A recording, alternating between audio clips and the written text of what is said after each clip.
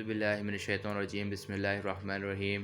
سورہ الانعام آیت نمبر 101 میں اللہ تعالیٰ فرماتے ہیں، وہی آسمانوں اور زمین کو جاننے والا ہے۔ اللہ کی اولاد کہاں ہو سکتی ہے جبکہ اس کی کوئی بیوی ہی نہیں ہے۔ اللہ ہی نے ہر چیز پیدا کی ہے اور وہی ہر چیز کو خوب جانتا ہے۔ آیت نمبر 102 میں اللہ تعالیٰ فرماتے ہیں، یہ اللہ ہی تمہارے رب ہے، اس کے سوا کوئی معبود نہیں، ہر چیز کو آپ پیدا کرنے والا ہے، تم اسی کی عبادت کیا کرو اور وہی ہر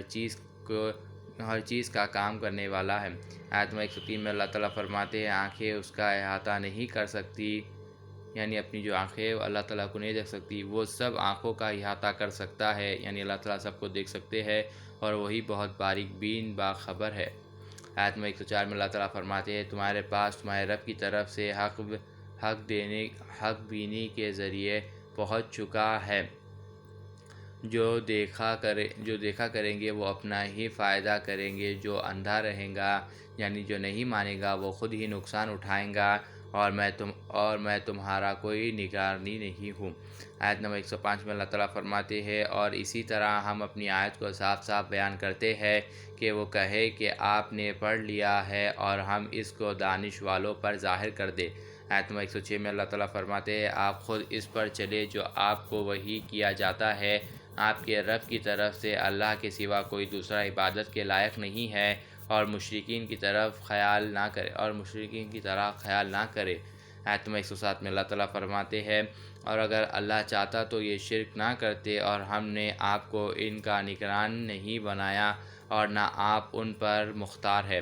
آیت نمبر 108 میں اللہ تعالیٰ فرماتے ہیں، اور ان کو برا نہ کہا کرو جن کی اللہ کے سوا یہ عبادت کرتے ہیں، کیونکہ وہ پھر اللہ کو برا کہیں گے اپنی جہالت کی وجہ سے حد سے آگے نکل کر۔ اسی طرح ہم نے ہر طریقے والوں کو ان کا عمل مغروب بنا رکھا ہے، پھر ان سب کو اپنا رب ہی کی طرف جانا ہے، سو وہ ان کو بتا دیں گے جو وہ کیا کرتے تھے۔ آیت نمبر 109 میں اللہ تعالیٰ فرماتے ہیں، اور ان منکرین نے اپنی قسموں میں بڑا زور لگا کر اللہ کی قسم کھائی کہ اگر ان کے پاس کوئی نشانی تو اللہ کے پاس ہے، اور تم کیا شعور یعنی احساس رکھتے ہو کہ وہ نشانی جب آئیں گی تو وہ تب ہی ایمان لائیں گے۔ آیت نمبر 110 میں اللہ تعالیٰ فرماتے ہیں، اور ہم بھی ان کے دلوں اور ان کی نگاہوں پھیر دیں گے، جیسا کہ وہ اس پر پہلے ایمان نہ لائے تھے، اور ہم ان کو کوئی سرکشی میں ہی حیران رکھنے والے ہیں۔ آیت نمبر 111 میں اللہ تعالیٰ فرماتے ہیں، اور اگر تم ان کے پاس فرشتے ہی بھیج دیتے اور ان سے مردے بات بھی کر لیتے تو ہم خل موجودات بھی ان کے روبرو جمع کر دیتے تو بھی یہ لوگ ایمان لاتے، مگر یہ کہ اللہ ہی چاہتا تو دوسری بات ہے، لیکن ان میں اکثر جہالت ہی کے باتیں کرتے۔ یعنی اللہ تعالیٰ بول رہے کہ ہم اگر لوگ کے پاس فرشتے بھیجتے اور اگر مردے لوگ سے بات کرتے اور اللہ تعالیٰ اور موجودات بتلاتے تو ایمان لا لیتے، مگر اگر اللہ چاہے تو چلا ایمان لاتے تھے بلکہ بول رہے ہیں۔ اور اللہ تعالیٰ بول کہ اکثر لوگ میں جہالت کرنے یعنی باتوں جھوٹ بولنے والے ہیں۔ آیت نمبر 112 میں اللہ تعالیٰ فرماتے ہیں، اور اسی طرح ہم نے ہر ایک نبی کے دشمن بہت سے شیطان پیدا کر دیے تھے، کچھ آدمی کچھ جنات، جن میں سے دوسرے بعض کو چکنی چپیڑی یعنی پیاری باتوں کا وسوسہ دلاتے تھے دھوکے میں ڈالنے کے لیے۔ اگر تمہارا رب چاہتا تو وہ یہ کام نہ کرتا، سو ان کو چھوڑو جو زبان ریزی کر رہے ہیں۔ آیت نمبر 113 میں اللہ تعالیٰ فرماتے ہیں، یہ لوگ اس لیے یہ کر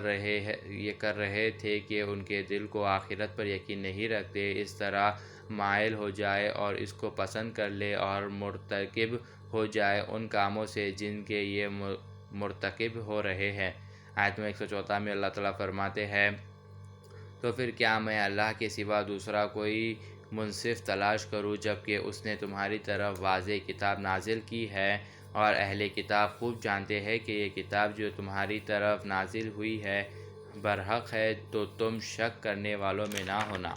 آیت نمبر 115 میں اللہ تعالیٰ فرماتے ہیں، اور آپ کے رب کا کلام سچا ہے اور عدالت کے اعتبار سے کامل اور پورا ہو گیا، اس کے کلام کا کوئی بدلنے والا نہیں اور وہی سننے والا جاننے والا ہے۔ آیت نمبر 116 میں اللہ تعالیٰ فرماتے ہیں، اور اگر آپ اطاعت کرنے لگے اکثر ان کی جو دنیا میں ہیں تو وہ آپ کو اللہ کی راہ سے بے راہ کر دیں گے، وہ بے بنیاد خیالات پر چلتے ہیں اور بالکل قیاسی باتیں لیا کرتے ہیں۔ آیت نمبر 117 میں اللہ تعالیٰ فرماتے ہیں، آپ کا رب ان کو خوب جانتا ہے جو اس کی راہ سے بے راہ ہو جاتے ہیں، اور وہ ان کو بھی خوب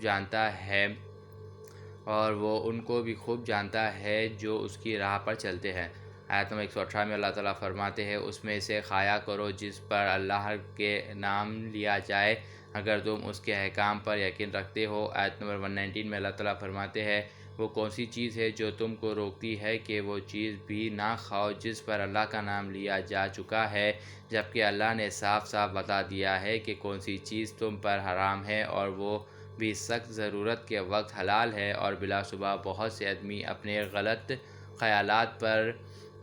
بلا کسی سند کے گمراہ کرتے ہیں۔ اللہ حد سے آگے بڑھنے والوں کو خوب جانتا ہے۔ آیت نمبر 120 میں اللہ تعالیٰ فرماتے ہیں، اور تم ظاہری گناہ کو بھی چھوڑ دو اور باطنی گناہ کو بھی چھوڑ دو، جو گناہ کر رہے ہیں ان کو ان کے برے کام کی سزا جلد ملیں گی۔ صدق اللہ العظیم و صدق مولانا رسول الکریم۔